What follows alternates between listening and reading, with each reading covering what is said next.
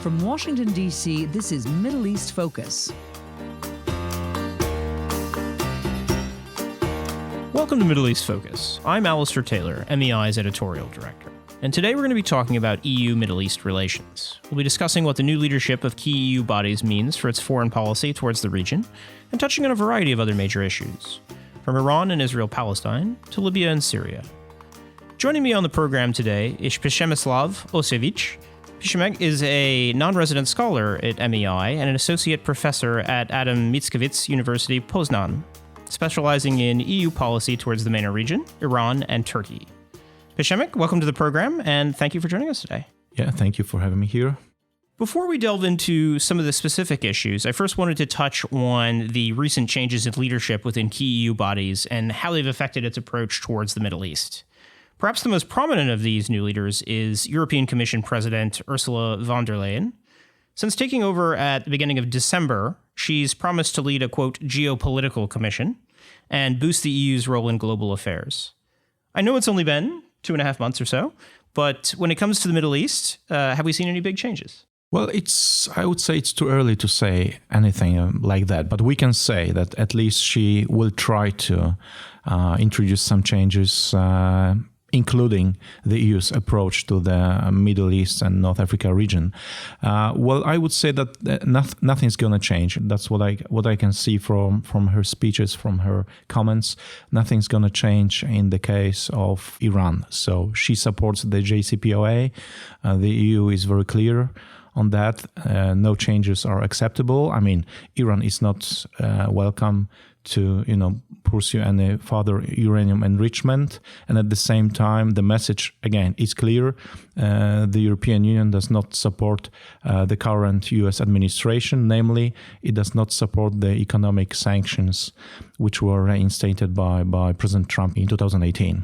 So, again, in the broader picture, we can say that I would say that she will do her best to implement the EU strategy of 2016. And let me remind you that the main assumption of this document is to make it clear that the EU will become one of the major world powers in the future. So we will have the United States, we'll have obviously the People's Republic of China, we'll have the Russian Federation, and at the same time, in this big quartet, we'll have also the European Union. So the EU wants to have, let's say, this seat among these global powers and have something to say, not only in the Middle East, but also in other regions. Great. So moving on to some of the specific issues, you just touched on Iran, but for the U.S., for us here in Washington, certainly one of the biggest issues so far this year has been the sharp escalation in tensions between the U.S. and Iran following the assassination of General Qasem Soleimani, head of the Quds Force, in early January. How has the EU responded to that situation, and has it had an effect on the kind of broader divide between Brussels and Washington on Iran? The EU's approach, I would say, is rather soft, and in this case, the EU officials avoided any comments that would, let's say, support either the United States or Iran. So they're trying to keep this balance in the speeches, in the comments. At the same time, we can say, for example, that the High Representative for the Common Security and for the Common Foreign and Security Policy, Josep Borrell, was very critical of the assassination. At the same time, obviously, he condemned the attacks on U.S. military bases in Iraq.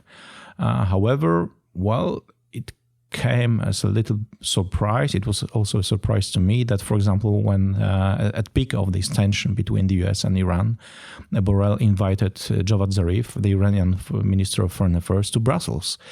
You would rather expect the high EU official to officially support the United States in the name of transatlantic solidarity, in the name of our good relations. And, you can think whatever you like, but you don't really officially invite the Iranian foreign minister to Brussels. And at the same time, you are not in touch with the U.S. administration, right? So I think it was a very unfortunate action, but it says something about the current state of transatlantic affairs. On the economic side of things, last January, the EU set up what's known as the Instrument in Support of Trade Exchanges, or INSTEX, as a sort of workaround to maintain trade with Iran while avoiding the use of the dollar and thus U.S. sanctions. A little over a year on now, that's just about to process its first transaction, just about to kind of be operationalized. At this point, is it likely to have much of an effect, or is it kind of too little too late in your view? I would say it was too little too late, and at the same time, it's a very tricky game. It's quite dangerous because, well, we can say that it was, in my opinion, it was rather a political decision. It was rather a political action. It has absolutely no economic impact on EU's trade with Iran. And why? Because all these big corporations like Siemens or Total or other like very big European companies, they are afraid of these extended US sanctions. So they will not really take the risk because it's not worth of that. So the priority is to have good relations, to have access to the American market. And they have, they are here in stock exchanges in New York City and elsewhere. They are stakeholders of American companies, so nobody will take this risk. So I would say that these big corporations will not really take part in that. They will not really use these mechanisms. Well, if we talk about middle size or small companies, I mean, well, what can you buy? I mean, you cannot buy machinery, you cannot buy anything else, you cannot buy oil. So what can you buy? Dates or something like that? There are no sanctions on that. So, but still, I mean, the volume and the total worth of this trade turnover is very little. So we cannot even. It's not even worth of this of commenting in this case. So I would rather. My final word on that is that Instex is rather a political tool. It was a message for the US. Okay, you impose sanctions, but we don't care. We can do absolutely everything to bypass your sanctions. But at the same time, the reality is no European corporation will take the risk. No major company will try to test if this mechanism works or not. So kind of more symbolic than practical and not actually all that useful if you were to try to really go that way. I would say it was a sign of goodwill for the Iranian authorities. You are very critical of us, but blame the United States, don't blame the EU. Look, we are doing something, but at the same time, everybody knows that actually this mechanism doesn't work. So finally, before we wrap up on Iran, I'm curious to get your thoughts on what the prospects are for the JCPOA going forward, and can the EU salvage that in your view? I would say that the EU will do absolutely everything to save the nuclear deal with Iran. That's the priority, and everybody, all high EU officials repeat that, including Josep Borrell and Ursula von der Leyen. The same can be said about Charles Michel, the president of the European Council. So they all declare that the priority is to save the deal. And it's not against the United States. It's rather to make sure that we will preserve peace and security in the world. So that's the message. So I would say that in this respect, we can say that the EU is closer to the Russian Federation and China rather than the United States on this issue, right? One of the other major regional developments this past month was the release of the Trump administration's long-awaited Deal of the Century plan for Israel-Palestine. How has that been received in Europe? Well, officially, the European Union was very critical of this plan. So, for example, Josep Borrell said that it's unacceptable because this plan departs from the originally accepted parameters. Let me remind you that the European Union officially supports the two-state solution to the Israeli-Palestinian conflict. Namely, there should be a Palestinian state alongside with the state of Israel. However, we can also see a kind of division among EU member states because, for example, officially the EU was very critical of this plan, but we have some member states which were quite positive about it, and they, ministers of foreign affairs, praised the Trump plan. Among them were, for example, Hungary and Poland, my homeland, right? So the Polish government, for example, supported the plan, saying that it's a good step. It's a good step in a good direction that it brings us closer to peace. That all these parameters, both political and economic, that these parameters make sense, and the process should be continued. The same was said by the Hungarian foreign minister when he met Jared Kushner in Washington, D.C. So, as you can see, the EU officially is against the plan. Of course, not against the peace plan, but it's against this proposal. But still, there are some member states which really support it. And why?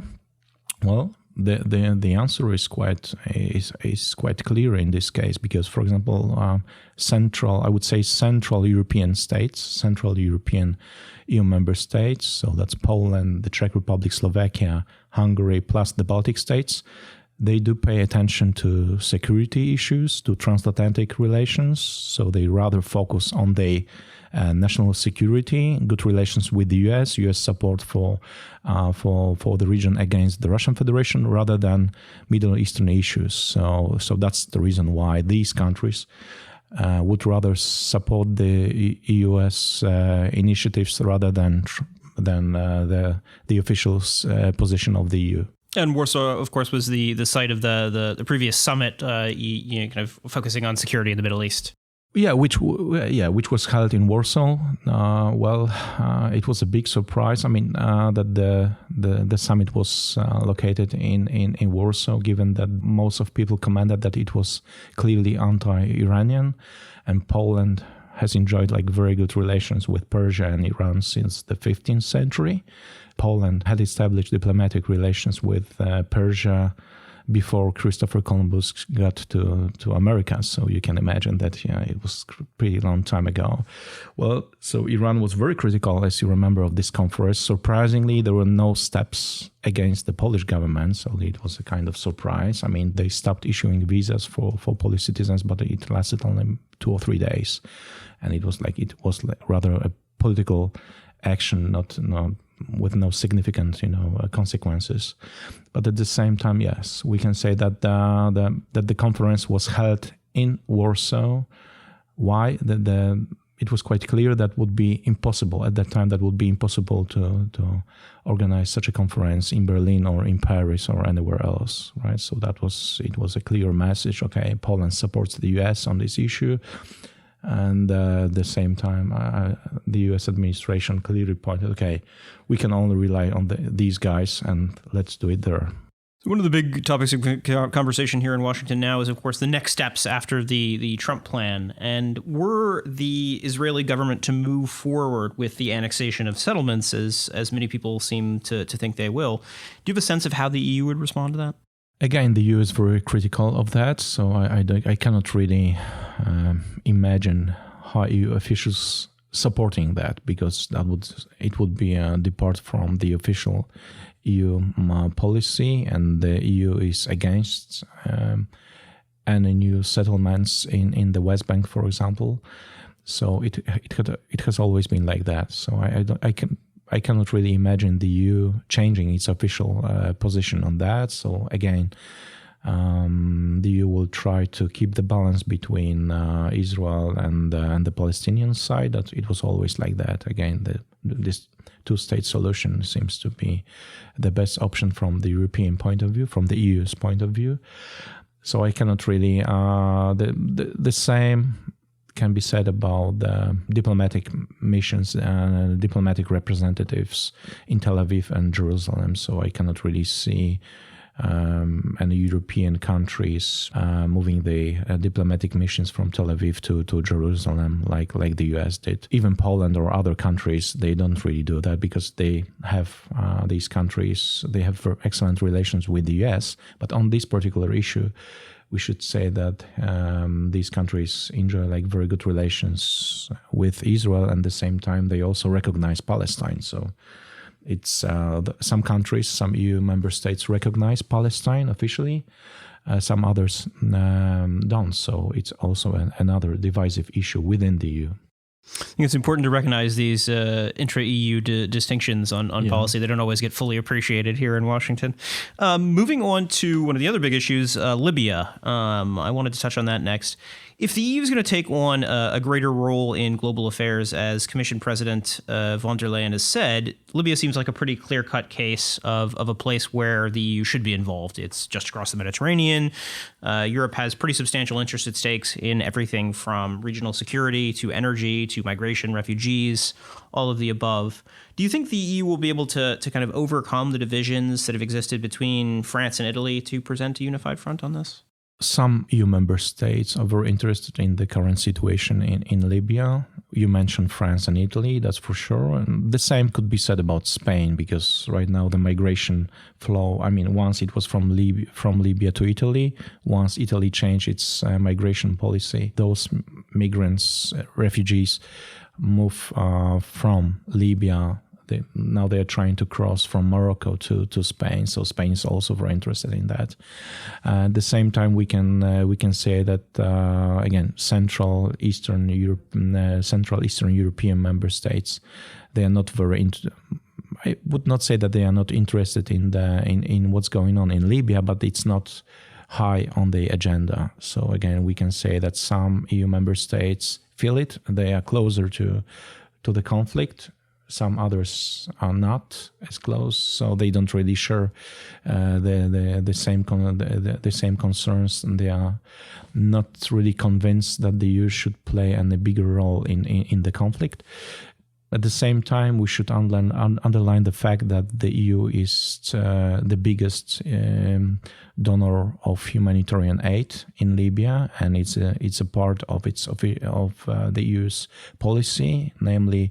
We should rather solve problems on the spot than let people come to Europe. So it's one of the reasons why the EU tries to invest in educational programs and so on in Libya. At the same time, the EU encourages both sides to stop fighting and fully engage in diplomatic negotiations. So, that's the official position.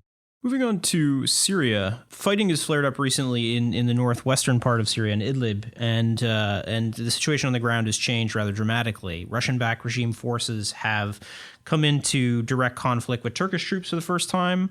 The violence has resulted in a major new humanitarian and refugee crisis, possibly the worst we've seen so far, including at least 700,000 people that have been displaced.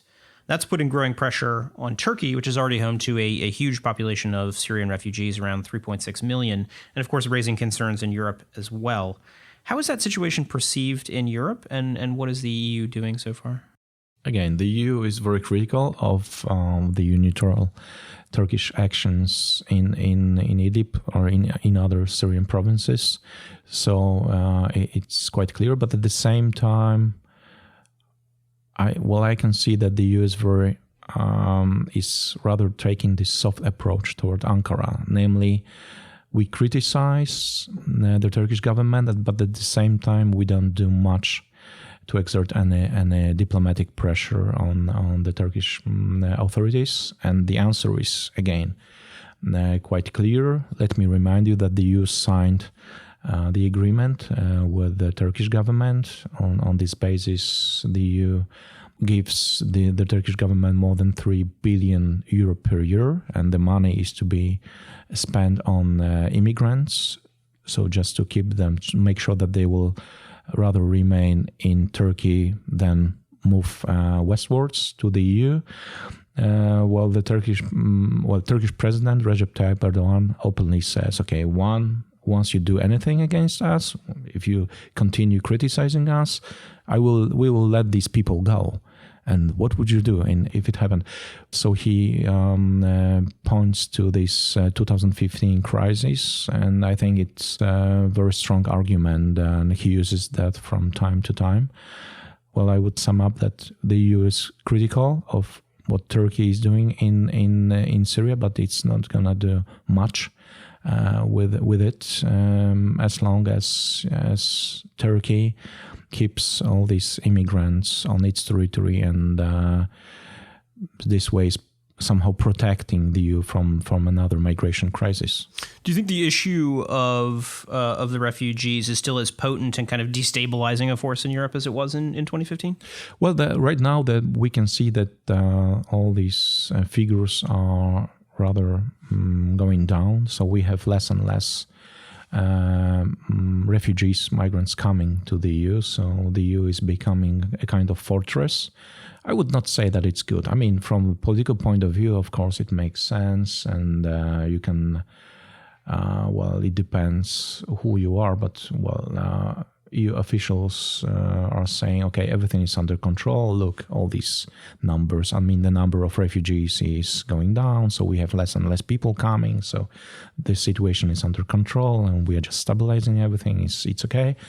At the same time, people working for NGOs in the region will tell you, well, actually, it's not really true. We still have people coming. We still have people who drown in the Mediterranean. So we should pay attention to that. We cannot be sure that the crisis is over, and we'll not see and repetition that it will not take place in coming years. I would say everything depends on the situation in the region. If there is any new major conflict in the region, I think this new wave of refugees, immigrants will come to Europe. That's for sure. So I would say the EU has to do absolutely everything what is possible to help people in the region. Maybe there should be like joint projects with the US administration. It's not likely probably right now, but who knows, maybe in the future it will be possible, who knows. Before we conclude, I'm curious to get your thoughts on how you see the relationship between the EU and the Middle East developing going forward, and what will you be keeping a kind of particularly close eye on in the next few months? Well, for sure, the EU will pay attention to what's going on in the Middle East and also in North Africa. It's a part of its official policy, of its official strategy, and the European neighborhood policy is still one of the core elements of the EU regional policy. So the EU will pay attention to what's going on in the region. I'm sure that all EU member states will support all these initiatives aiming at humanitarian aid to countries in the region. At the same time, I would say that the EU will try to become more independent. I mean, bandwagoning the United States is no longer possible. I mean, at least for the time being, it's not possible. So the EU has two options. Either it will try to become, let's say, a kind of independent actor, namely that it will really pursue its own policies in the region. The second option is that it will leave the floor. It will give more space to other actors like China and the Russian Federation, or some regional players like Saudi Arabia or the Islamic Republic of Iran. The second is not very likely, but it may appear that there will be places countries where the EU will have to really rely on these actors. Like, I cannot really imagine the EU having more to say, for example, in Syria. So if the EU is to achieve anything in Syria, now it has to cooperate with the Russian Federation if it doesn't really matter if EU high officials like the idea or not. I mean, there is no other option.